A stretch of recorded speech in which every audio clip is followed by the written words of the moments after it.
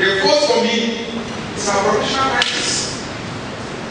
We need to look at the state of our print and electronic media and the social media that has come on board. We need the electronic media to have great newspapers. But we must work harder in ensuring that these newspapers are well produced, that the grammatical mistakes we see in the papers today, from the editorial page to every report, we must work harder.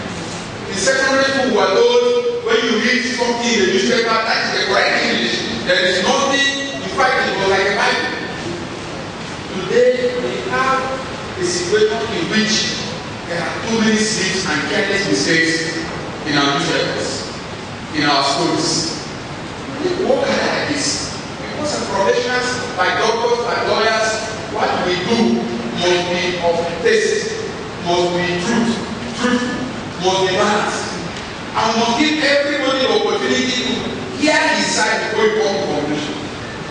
But one thing I must add is that we are not living in a passive environment.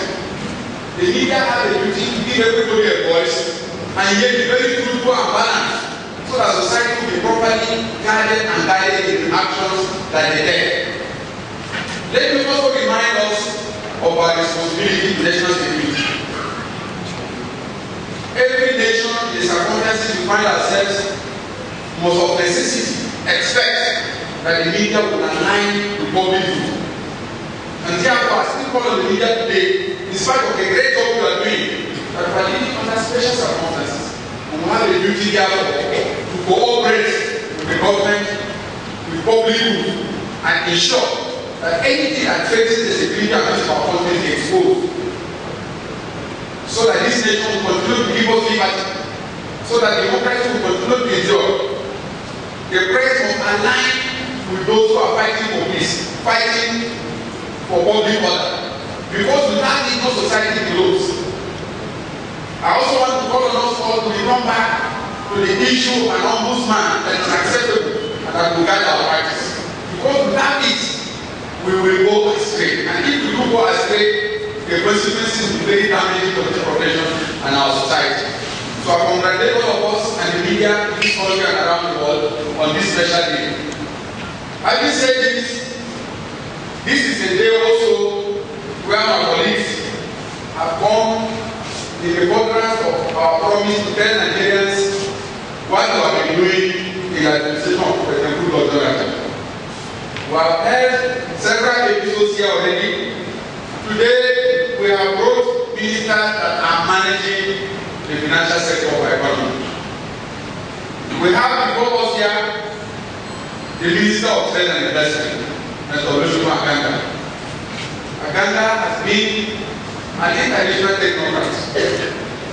Since he came on board as Minister of Finance, in the first dispensation, I was with him. He led that ministry with integrity and honor.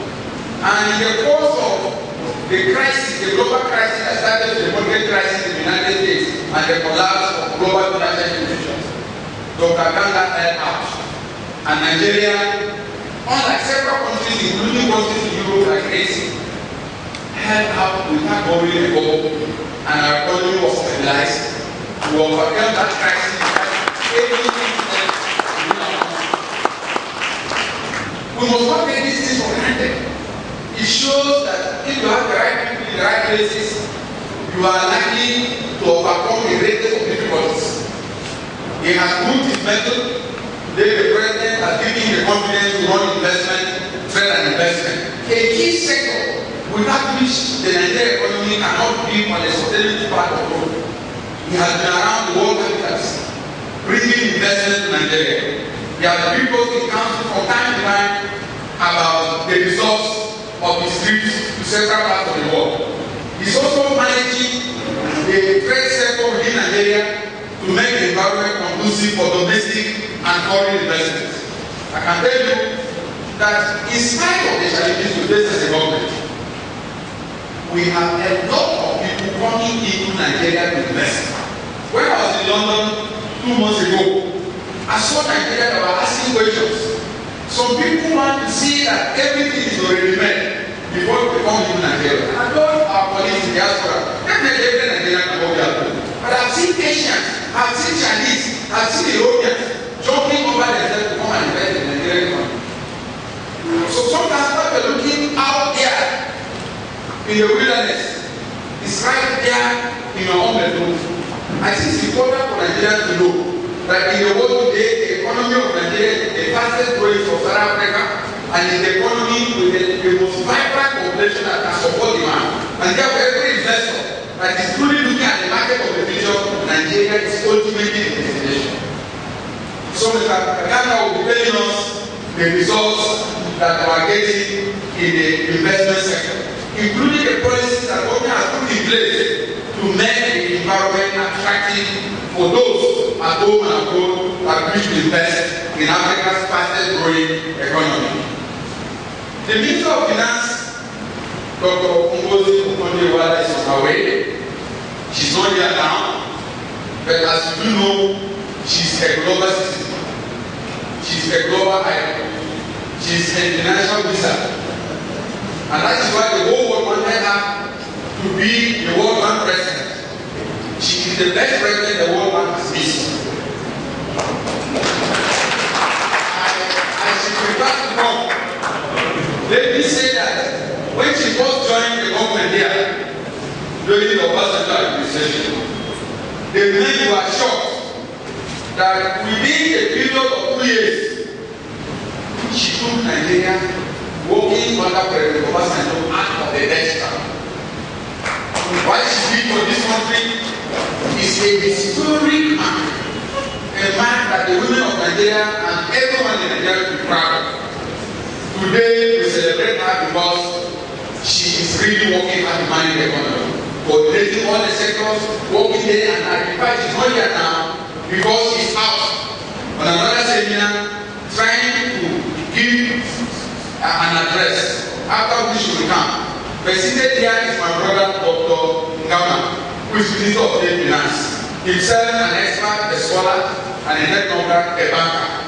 So you can see that President Goodluck has really chosen the right people. He has put square pegs in square holes. That's exactly what we need. For Nigeria that is still absent, people still go about saying all sorts of things. In spite of our partisanship, the truth of the matter is that this economy today we run effectively well under President Goodluck. And we're having results. So let us not be distracted. We'll stay on course until every Nigeria comes to see that the team that the president has put on ground to manage the economy is an international team. It's a team that any nation will be proud of, and it's a team that will give Nigeria the right results in the economy. I want to thank you and welcome you. So, my colleagues, it is your time to take the podium. I thank you so much for coming, and I call on all Nigerians and everywhere to follow and contribute to this discussion. Thank you very much. Thank you, Honorable Minister of Information. Quickly, may I